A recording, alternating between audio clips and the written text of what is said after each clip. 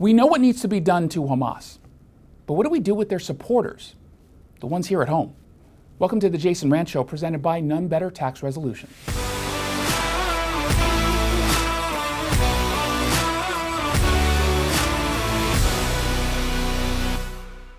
I still hear the cries of two brothers who witnessed their father murdered by Hamas terrorists on October 7th. One shouted, "Why am I alive?" And yet to some Americans, this slaughter was somehow justified. A couple weeks ago, the Israeli Defense Forces screened for Seattle media a 47-minute video documenting just a fraction of Hamas's brutality. While nearly all the local outlets were invited, only a handful actually showed up, most of us conservative. Every television outlet apparently passed, every single one. Now, the video surveillance shows two boys, 10 years old, abruptly awakened by their father. He was rushing them to a backyard bomb shelter. You can tell that they had just woken up because they were all in their underwear and they looked tired. A Hamas militant spots them, hurls in a grenade, and their father dies instantly before their eyes. The very next scene shows those boys dragged to their living room where they have to relive the trauma. They call out for their father, they call out for their mother. One of the brothers said he was blinded by the blast.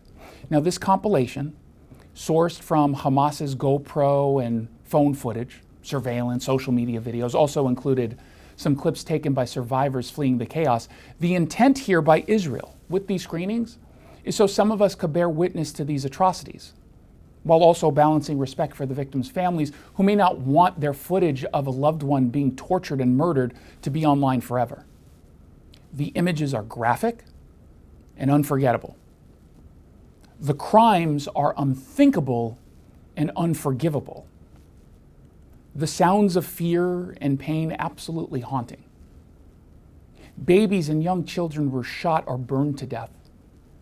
Men and women were seeking cover while being pursued by Hamas, hunted by Hamas. One shouting, "Kill the Jew," when a wounded civilian was found alive. The bloodied bodies of drivers gunned down as they tried to flee, faces turned to pulp from Hamas firearms. Then there were the beheadings and the Hamas thugs taking selfies with their victims.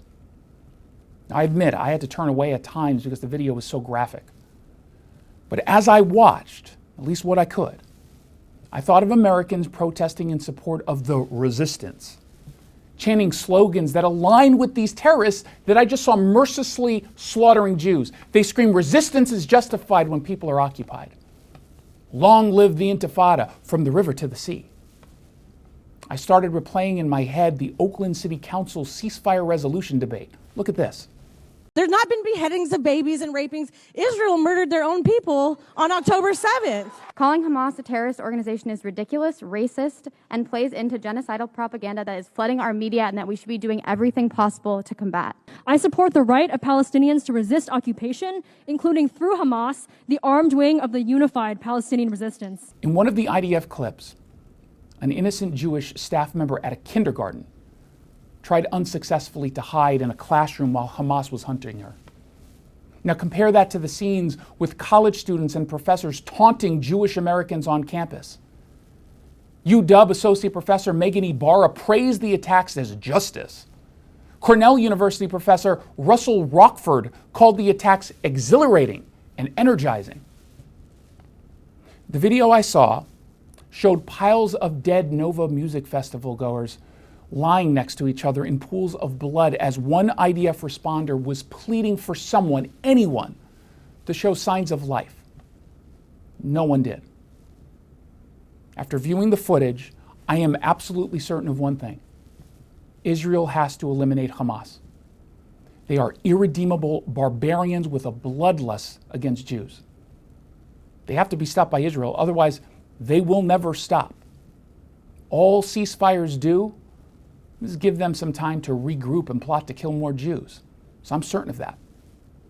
But I'm uncertain about what to do with Hamas sympathizers, the defenders who are marching on streets from New York to Seattle. These people are our neighbors, co-workers, Teachers, doctors, grocers. They're the celebrities who entertain us in movie theaters, the lawyers we go to for legal advice, the associates we ask for help picking a jacket in our size. These are Americans, and they devalue Jewish life to the point where they defend terrorists who behead innocents with knives, laugh and cheer as they gun down kids running for their lives, and call their parents to gleefully share their kill count. Indifference allowed the Holocaust to occur. Justifying Hamas's actions necessitates dehumanizing Jews, something Hamas clearly does. Never again. It just happened again, and it's being defended. So what do we do about that? Jason Rantz here with Greg Nunn, your local tax expert and advocate. Greg, thank you so much for coming on. Hey, Jason, great to be with you again and talk about these tax issues. So some folks out there have the IRS calling them nonstop or even coming to their door. What do you recommend they do? You are protected by statute, by law, that when you have representation, they have to deal with your representative. And I am acting in your best interest when I'm dealing with the IRS. And I tell you, you don't want to talk to them, it'll just stress you out. If you're having trouble with the IRS, then call Greg Nunn. Greg might be able to negotiate a settlement for up to 85% off the original amount owed, and that includes penalties and interest. Call Greg Nunn today. Did you like that commentary? Make sure you subscribe to the podcast of The Jason Rantz Show. Get it at ktth.com or wherever it is you download your podcasts.